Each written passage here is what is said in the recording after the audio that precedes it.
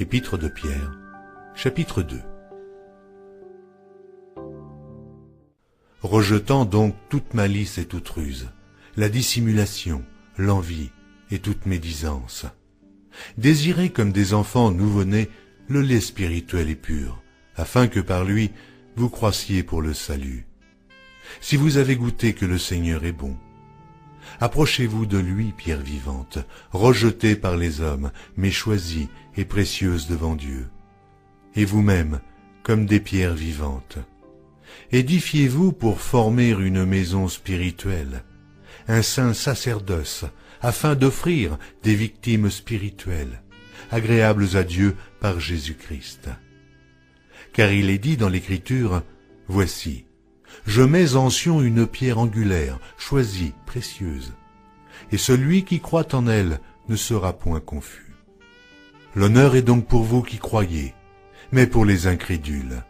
La pierre qu'ont rejetait ceux qui bâtissaient est devenue la principale de l'angle, et une pierre d'achoppement et un rocher de scandale. Ils s'y heurtent pour n'avoir pas cru à la parole, et c'est à cela qu'ils sont destinés. Vous, au contraire, vous êtes une race élue, un sacerdoce royal, une nation sainte, un peuple acquis, afin que vous annonciez les vertus de celui qui vous a appelé des ténèbres à son admirable lumière. Vous qui autrefois n'étiez pas un peuple, et qui maintenant êtes le peuple de Dieu. Vous qui n'aviez pas obtenu miséricorde, et qui maintenant avez obtenu miséricorde.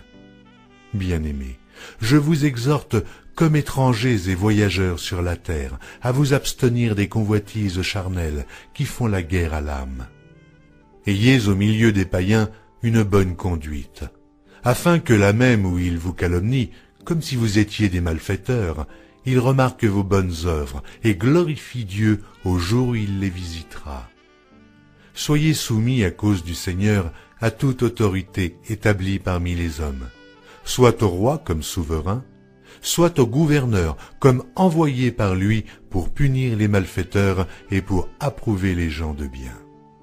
Car c'est la volonté de Dieu qu'en pratiquant le bien, vous réduisiez au silence les hommes ignorants et insensés, étant libres, sans faire de la liberté un voile qui couvre la méchanceté, mais agissant comme des serviteurs de Dieu. Honorez tout le monde, aimez les frères, craignez Dieu, honorez le roi. Serviteurs, soyez soumis en toute crainte à vos maîtres, et non seulement à ceux qui sont bons et doux, mais aussi à ceux qui sont d'un caractère difficile.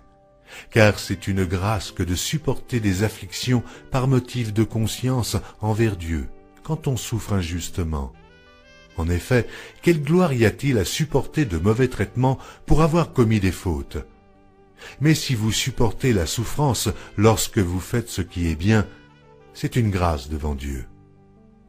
Et c'est à cela que vous avez été appelés, parce que Christ aussi a souffert pour vous, en laissant un exemple afin que vous suiviez ses traces. Lui qui n'a point commis de péché, et dans la bouche duquel il ne s'est point trouvé de fraude. Lui qui injuriait ne rendait point d'injure, maltraité ne faisait point de menaces, mais s'en remettait à celui qui juge justement. Lui qui a porté lui-même nos péchés en son corps sur le bois, afin que, morts au péché, nous vivions pour la justice. Lui par les meurtrissures duquel vous avez été guéris.